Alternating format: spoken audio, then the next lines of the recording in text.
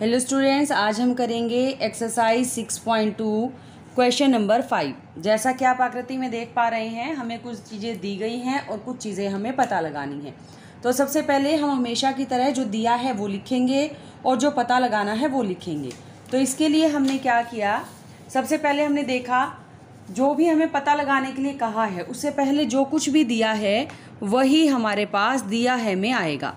तो हमने लिखा कि जो दे रखा है वो क्या दे रखा है। दिया हुआ है ए बी जो है वो समांतर है सी डी के, जो कोण है ए पी क्यू वो है 50 डिग्री और जो कोण है पी आर डी वो है 127 डिग्री। ये दो चीज़ें हमें दे रखी हैं और इसके साथ ही एक समांतर रेखा दे रखी है। अब हमें इसमें ज्ञात क्या करना है, हमें पता क्या लगाना है। हमें इसके अंदर पता लगाना है x कितना है और y कितना है। x और y के जो मान हैं वो हमें पता लगाने हैं। अब हमें इसको प्रमाणित करना है, ज्ञात करना है। क्या करें, तो देखिए जो दिया है उसी के आधार पर चलेंगे। हमें इसने कहा कि ए बी सी डी के समांतर है। जो समांतर रेखाएं, जब भी समांतर रेखाएं होती हैं हमारा काम क्या है, ये देखना कि क्या उसमें हमें कोई भी कोण मिल रहे हैं जिनकी हमें पहचान है। तो हमने देखा कि ये दो समांतर रेखाएं हैं।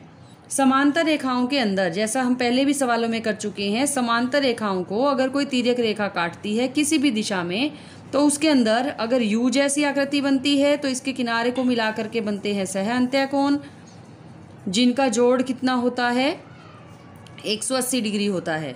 और अगर हम इसके इस डायरेक्शन में लेकर के चलते हैं, इस तरह से ये जेड की आकृति, इसके कॉर्नर्स लेते हैं, तब इनका नाम क्या होता है, एकांतर अंत्य कोण। और ये कोण हमेशा ही आपस में कैसे होते हैं, बराबर होते हैं। जो एकांतर अंत्य कोण है वो हमेशा ही आपस में बराबर होते हैं। ये दो चीज़ें हमारी बार बार यूज़ हो रही हैं। तो अब हमें ये देखना है कि इस वाले सवाल में क्या यूज़ हो रहा है। हमें इसमें दिखाई दे रहा है जो आकृति दी गई है ए बी और सी डी का समांतर होना। ए बी और सी डी हमारे पास देखिए समांतर हैं, ये वाली लाइन और ये वाली लाइन समांतर है। इनके बीच में ये भी एक तिर्यक रेखा है और ये भी एक तिर्यक रेखा है। पहले हम पी क्यू के बारे में देखते हैं। अगर पी क्यू तिर्यक रेखा हो, ए बी हमने कहा सी डी के समांतर है और यहाँ पर हमने तिर्यक रेखा कौन सी ले ली है, पी क्यू। पी क्यू जो है वो एक तिर्यक रेखा है। इसके आधार पर अब देखिए ये इसको काट कर जा रही है तो ये जेड की आकृति बन गई। जेड की आकृति बन गई तो कौन से कोण होंगे, एकांतर अंत्य कोण होंगे। तो यहाँ पर जो हमारे पास कोण मिला 50 डिग्री वो किसके बराबर हो गया, x के। एकांतर अंत्य कोण बराबर होते हैं। हमने इसकी पोजीशन देखी कैसी है, कंडीशन इसके लिए सिर्फ इतनी है कि वहाँ समांतर रेखाएं होनी चाहिए। तो उसके बेस पर हमें x का मान पता लग गया। अब इसी तरह से हमने दूसरी तरफ देखा कि वहाँ क्या मिल रहा है।